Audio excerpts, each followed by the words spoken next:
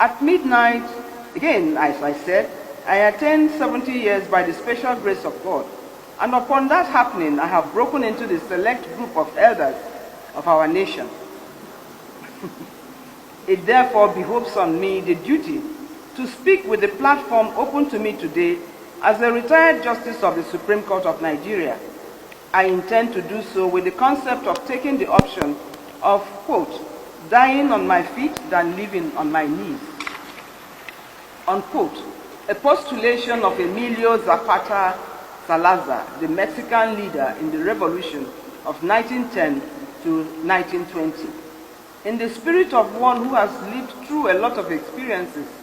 and accosted by knowledge, good and bad, I will speak to my countrymen, women and children, loud and clear. As I had earlier mentioned, I lived through the Nigerian Civil War,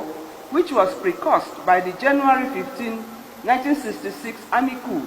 and later the July 1966 pogrom, as it was referred to. In the July incident, I saw with my eyes men running in their underpants with and without singlets from the Ikeja Army Cantonment, which presentation made us leave our home at Ikeja GRA as the killings moved from the Igbo soldiers in the barracks to civilian population of Igbos,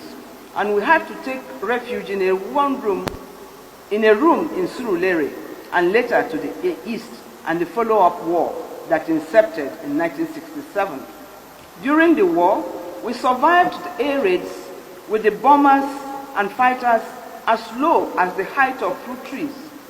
with me catching the eyes of one of the pilots on one occasion.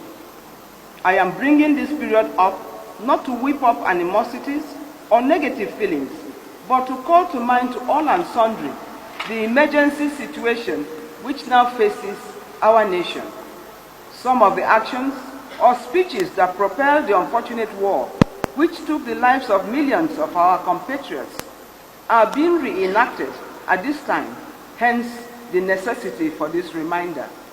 I am delving into this area of our national life in the light of the saying that while one ought not to hold on to the past, but must move forward, the lessons of the past should not be discharged to the dustbins of history, but utilized positively to navigate the present and the future. I have noted with sadness that some of the good initiatives of the war zone and the potentials of persons young and old of that period have been thrown overboard, hence the misfortunes that beset the nation even at this point in time, with the authorities and individuals looking helplessly on. That is not the way to go, as those good creations and capacities ought to have been deployed as happened in other climes to their advancement. A case in point is the skills acquisition program,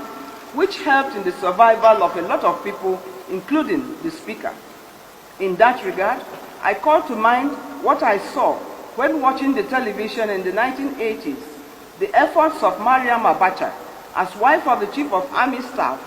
instituting skills acquisition in army barracks for wives of soldiers.